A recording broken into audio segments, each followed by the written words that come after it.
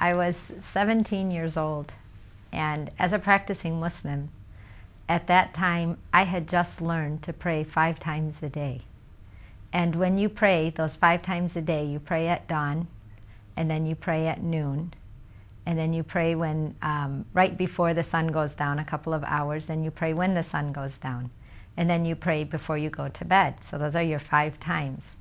But living in Chicago and going to school and working, I was in my senior year of high school, and I had my first job at a women's clothing store, and I was in school.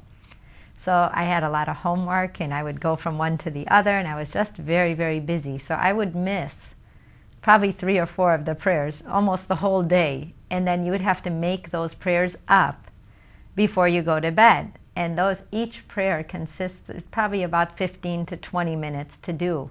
And it involves physical, getting up and getting down, and saying the same things over and over again. So that one day I rushed home, and you have to do something called wudu, which means to clean yourself before you pray. So I was cleaning my hands 3 times, my mouth 3 times, my nose, my ears, wiping my head, and you have to clean everything 3 times, your feet, and then you're ready to go and pray, and then you have to hope to God. And I know this sounds weird, but it's so true for all Muslims, is that you just don't want to pass gas or anything on your way, because if you do, you become dirty again, and you have to go back and do it again. So I'm like rushing over there thinking, okay, let me just make it. And it always happens when you start thinking about it, otherwise who would care, right? So I get there, and I did all my prayers, and I'm like going up and down and up and down, and 20 times later, I'm like, okay, now this one's this, and I'm repeating the same prayers over and over again. And then I was like, am I crazy? What did I just do? And I sat on my legs on the ground, and I had my scarf on, and I was on the prayer rug. And then I'm like, God, I just didn't feel anything. And it was the very first time I ever talked to God. And then I said, I felt closer to you before I did this. Now I feel farther away, like I have to do something or you're not going to love me. And I never felt that before. I used to just feel free, like now I'm always worried. Am I missing this prayer? I got to make it up. Am I going to be tired? I got to do my homework. My mind is wandering. I don't feel like I benefited anything right now, other than just trying to alleviate pressure from myself, because now I added not 1 more thing, but 5 more things to do a day. It's not that I don't like it, it's just made me more of a nervous person. And that same feeling, which later I found out, because Christ is with us, that love is with us all of our lives, even if it doesn't come and say, oh my gosh, I'm Christ and this is your job, which ended up happening to me later on in life, but I was 17 at this time. That same feeling when I actually saw him is what I felt in that moment. I got that feeling, that warm feeling inside. And then I felt like it's okay, it's not a race. That I'd already gotten what it was you needed to get from that. And that I don't need to do all of that to talk to God. That I could just talk to him.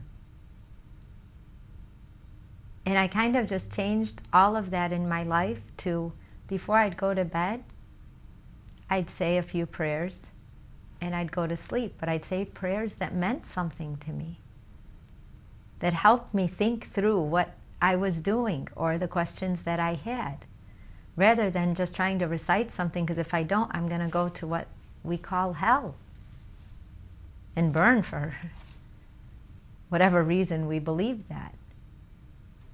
Tell us about the universal language of love, truth, and purity.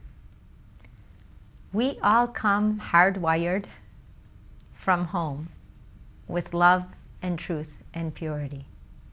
It exists in our lives, throughout our lives. Every single one of us can go back to when we felt loved. We all remember those moments.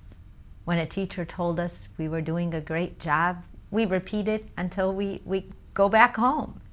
We talk about the things that were true and honest, because we never forget the truth. It resonates within us. the pure feelings we had as a child. Many of us go back and say, when I was 5 or when I was 6, and we talk about these things because those are the things we remember.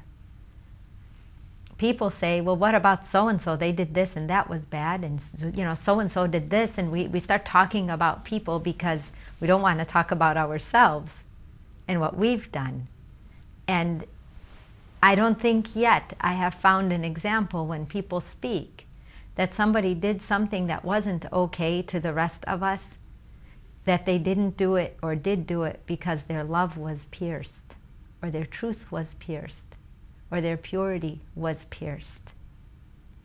Which means somewhere along the way, somebody got into their purity or their love and created a lack of love, which is what we respond to with something called hurt. And then we walk, oh, that hurt. I had a bad experience with that. Oh, that hurt me. And we can live with it all throughout life if we don't go back and understand why we were hurt there. So love and truth and purity is like the triangle, one of the strongest forces that literally balances our existence as people. And without it, we don't know how to live.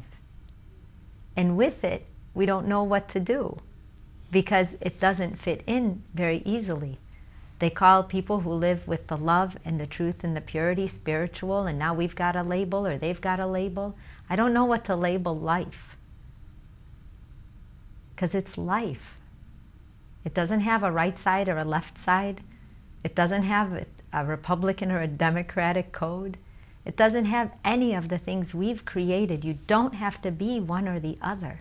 Love is in everything. It is not separate from politics or jobs or your work or your children, or you love this person more than that person. Love is love is love. And as a mother of children, knowing how much you can love your child and what that means to you when you see them, and if they get hurt, you want to die, and all these feelings. But I look at everybody that way. I look at everyone as a soul who came here with a job. And their first instinct is to look for love and truth and purity. And when they don't find it here, they keep looking. Just like dating. If you don't find it here, you do keep looking.